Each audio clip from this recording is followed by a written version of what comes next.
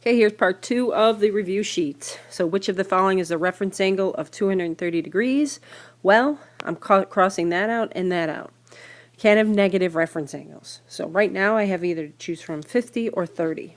So we have, and you should already know what it is, but 230 degrees is right about here. Reference angles are formed by the terminating side and the x-axis. So if the whole angle was here, we would have 180 degrees plus a little piece. So we have to figure out that little piece. So it's 230 minus 180, which is 50.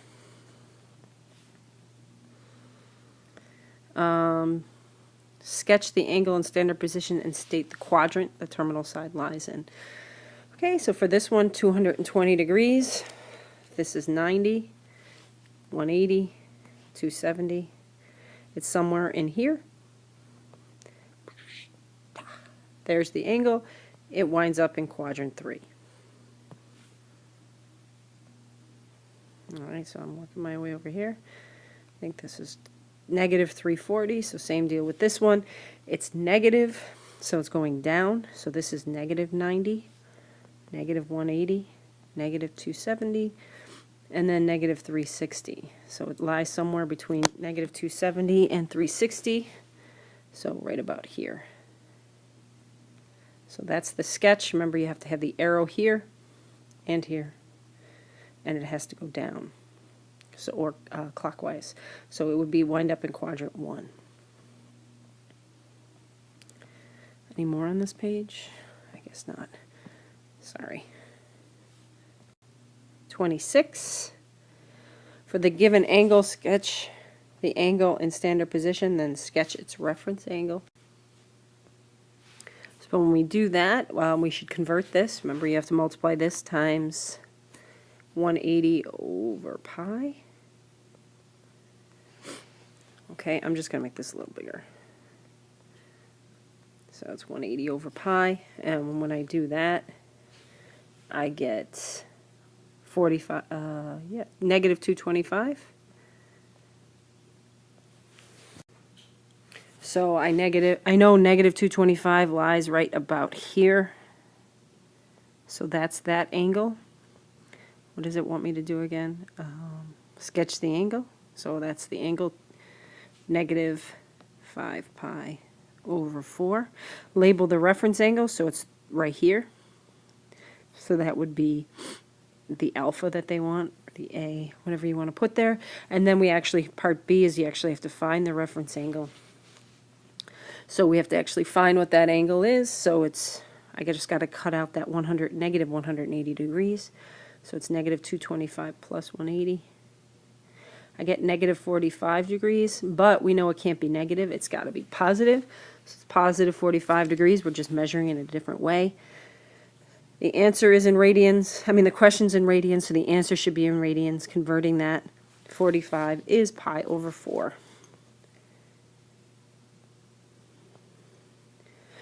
Express sine of 186 as a sine function of a positive acute angle.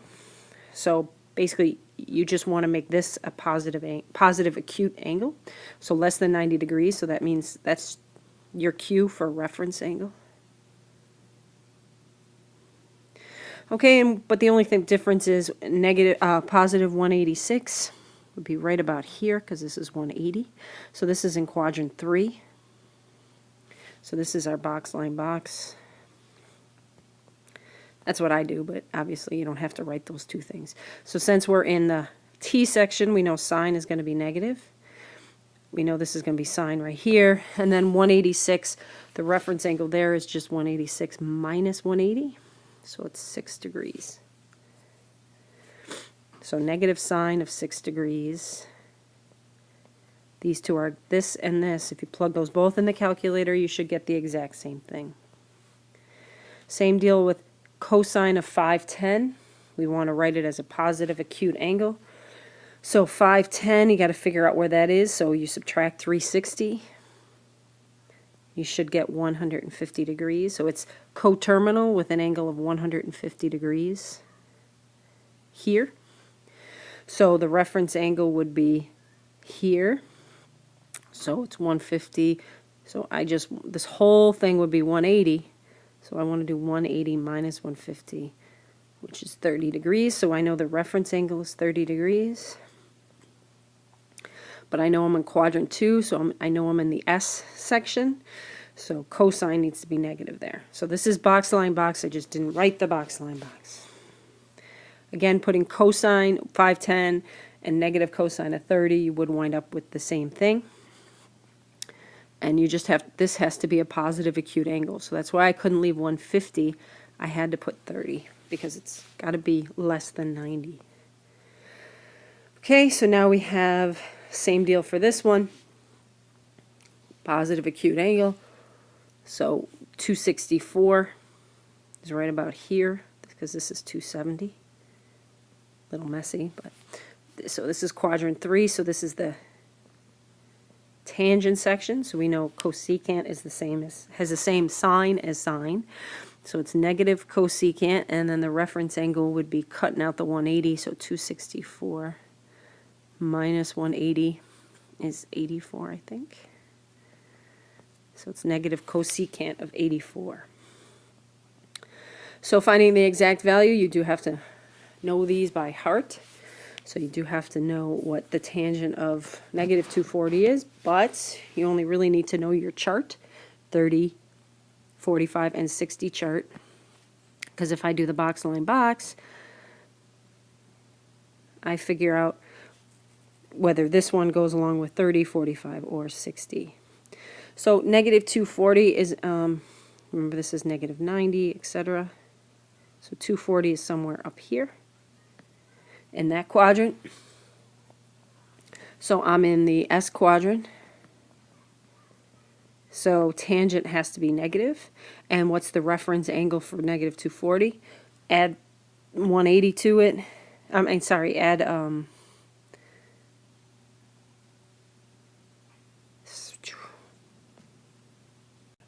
so add 180 to it and you get negative 60, but we need the positive 60. So it's negative tangent of 60, and if you remember what the tangent of 60 is, it's radical 3. Okay, same deal for this one. 3 pi over 4, you're going to want to convert 3 pi over 4. So that's the same as secant of 135. So secant of 135, first thing I want to do is figure out what sign it is. So 135 is in quadrant 2. So secant will be negative because secant goes here with the cosine. So secant of this would be 1 over the negative cosine, and the reference angle for 135 would be 45 degrees. So it would be, you know, the reciprocal of the flip, that's what 1 over means. So it would be 1 over negative radical 2 over 2, because that's the cosine of 45 is radical 2 over 2. So when I just keep change flip, I get negative 2 over radical 2. Rationalizing the denominator, I get negative 2 radical 2 over 2. It's negative radical 2. Okay, got to rationalize. There's a lot to that problem because it is a reciprocal. You remember that the sine, yeah, I meant to say secant of an angle is equal to 1 over the cosine of that same angle. So this one is similar, but it's cosecant, so that would be, this is the same as 1 over the sine of 2 pi over 3. I just got to figure out what that is. So 2 pi over 3, we got to convert that. So that's 120 degrees. So it's 1 over the sine of 120. Okay, but I have to figure out the reference angle for 120 is 60 degrees, and 120 is positive in quadrant 2. So sine of 60. 60 is radical 3 over 2. Sine of 60 is radical 3 over 2. So we flip it, it's 2 over radical 3, rationalizing 2 radical 3 over 3. Finally, all values that satisfy sine theta is equal to 0. So it's it's a tiny little question with not a whole lot of space. But what you have to think about here is the unit circle and what the coordinates are. So remember, the coordinates, this one are 1, 0. For this one right here, so this is 90 degrees, it's 0, 1. For over here, it's negative 1, 0. And down here, it's 0, negative 1. So we want to know where is sine theta 0. So remember, sine is y. So which one has y values of 0? Well, that one's 0, this one's 1, that one's 0, this one's negative 1. So it's this one and this one. So it would be 0 degrees, 180 degrees, and they say between 0 and 360. There's no line underneath this one here, so I wouldn't actually say 360 also. Okay, 34. We're getting there. So this is the same basic question as the last one, but this time we're dealing with cosine. So we look here, we have our unit circle. Our points are, we want to know where cosine is 0. So you know here and here cosine won't be 0 because it's 1, and here it's negative 1. Sine is 0. So this one is where it's going to be 0. So it's 0, 1, and here it's 0, negative 1. So these two values, 90 degrees and 270, are where cosine is 0. Where is it negative 1? Well, I'm going to keep this picture up. Where is sine negative 1? Sine is negative 1. This is the only spot right here at 270. Okay, they are, I mean, obviously negative 90, it is also what they're telling us between 0 and 360. So those are the only values we want. Where is cosine negative 1? Well, right here, this is the only spot. So that's at 180 degrees. So knowing a unit circle and those pieces are nice. So starting with cosine squared plus sine squared equals 1, can we write it in terms of cotangent and cosecant? So that's just using our Pythagorean identities. So we have cosine squared plus sine squared equals 1. Now if I have cosecant, I know that's 1 over sine. So that means and cotangent is cosine over sine. So that means sine is in the bottom here. I'm going to divide by sine. That should be sine of x. Okay, so if I divide by sine squared of x, I get cosine squared over sine squared, which is cotangent squared. I get sine squared over sine squared, which is 1. And 1 over sine squared is cosecant squared. So it should be an x, sorry. So when you're doing this, you just have to, you could have done it both ways and just found the one that was turned out right. But I just looked at it, and I saw that cosine, sine has to be in the denominator for each one of these. So I have, yeah, it just went away. So I have to, awesome, divide by sine squared. So it's the same deal for this one. Here I want in terms of secant and tangent. So secant is 1 over cosine, and tangent is sine over cosine. So I know I need cosine to be in the denominator. So I'm going to take this one and divide by cosine. Equals 1. So if I divide by cosine squared,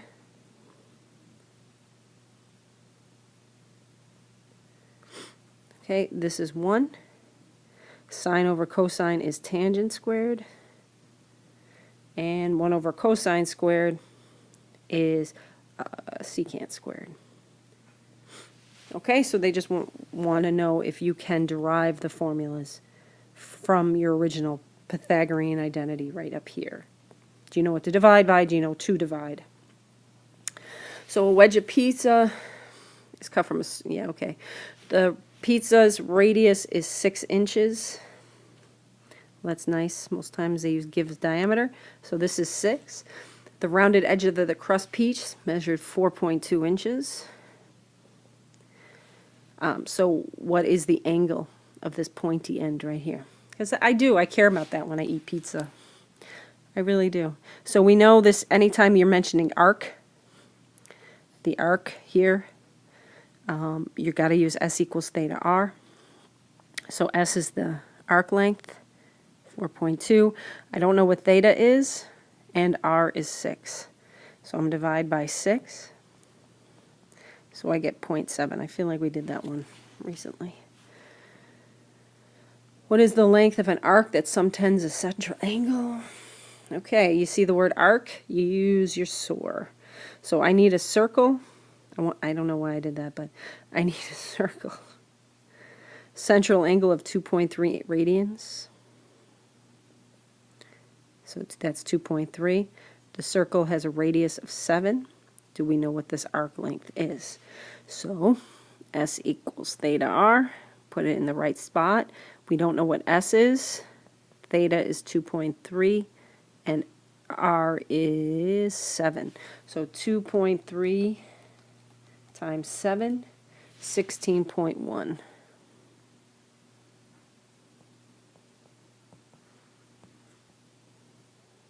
Okay.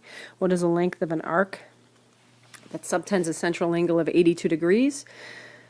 And okay, so first thing I notice that this is degrees, I will have to convert this. So I know that the radius is 9 centimeters. I'm going to figure out what this angle is right now. It's not 82 degrees. Round to 2 decimal places means I'm going to be putting pi into the calculator. So it's 82 times pi 180. So I get 1.4311 blah, blah, blah, blah. Okay, goes on and on. Don't round yet. I warn you. S equals theta R. That means I'm going to take this number, leave it in my calculator, and multiply it times the 9 centimeters. And I get 12.88 to 2 decimal places. 12.8805, so 12.88 looks good. Okay, the last page. Thank God. Anywho, so we have a circle. Oh dear God, more arc problems. Okay, anytime you see arc, you do an arc. I know you like them though. I know it. I can tell by the look in your eyes. So find the radius. So I know I need the R. We're going to be given the other two. It says the central angle is 3/4 radians. So that's my theta. And the arc is 18 miles. So I'm going to divide by 3/4. Multiply by the reciprocal, whatever you feel like you want to do. It's all the same. And you get 24 for your radius. Oh boy. Okay, a circle with an arc of 10. So S equals theta R. The arc is 10. Central angle of 2/3. Find the radius. Same deal. I'm going to guess I'm going to go with 15. Let's see. 10. It's 15. Good. 15 is your radius. That is 44. Sorry, it was a different section. I'm just going to go in order. So you have 2.5 radians intercepting an arc length of 10. What is the length of the radius of the circle? So I don't know how many I can do with the same problem. Just careful of your fractions. Remember this is 2.5 for a central angle. So you can put 2.5 or 5/2. Remember, it's the same. But anything else won't work. So again, we're looking for... Okay, the arc length is 10. Divide by 2.5. And R is 4. All right, down here. This takes us back a couple weeks, I guess. You have a point on a terminating side of an angle. So I'm going to make it fairly large, even though -1, -1 really isn't very large. So that's -1, -1. So imagine yourself drawing an angle and it ending right here. Okay, and what happens then is we just want the triangle that's formed right here. Okay, so I'm just going to get rid of some of those lines because they're ecky. So we always draw it with the origin and the x-axis. So again, pretend like this the y-axis isn't there for these problems, just like reference angle problems. So this is 1, this is 1, doing the Pythagorean theorem. So we get 2 equals x squared, square root, x equals radical 2. So the hypotenuse is radical 2. Remember the angle here is theta, there. So this is the opposite. This is adjacent. This is hypotenuse. And we're in quadrant 3. We are in the tangent quadrant. So we got to figure out all of them. Sine, cosine. Please put your thetas in. It's wrong if you don't. It doesn't even make sense without it.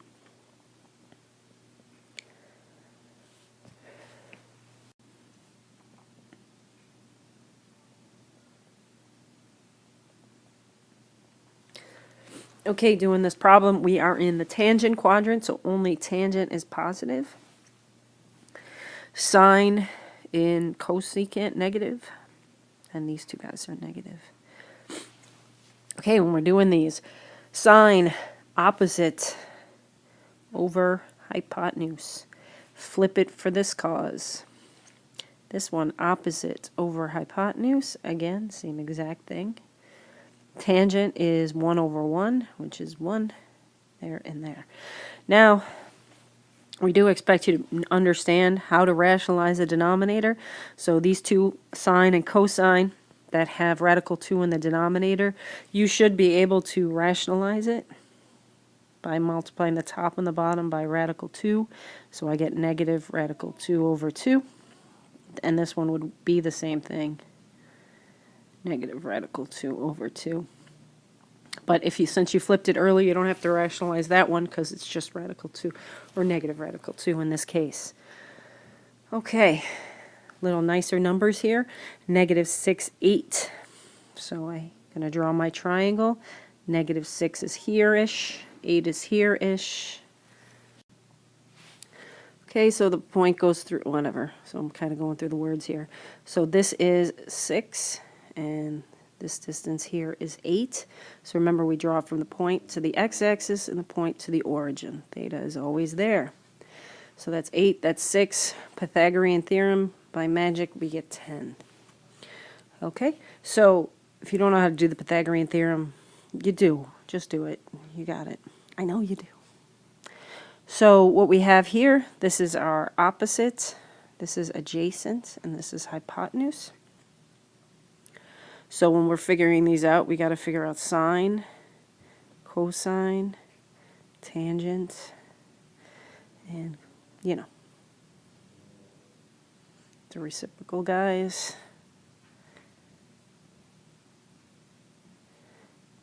Okay, so what quadrant are we in? We're in the quadrant that sine is positive. So these two guys are going to be positive. Everything else is going to be negative. So now we have 8 and 6, opposite over opposite and adjacent. So sine is 8 over 10. Cosecant is 10 over 8. Cosine is negative 6 over 10. And 10 over 6. Tangent, 8 over 6. Cotangent, 6 over 8. Yes, you can reduce it. If it says simplest radical form, even says simplest radical form, it's probably best to simplify these guys in general. It's not like it's hard. You just divide by 2. Just make sure you remember your...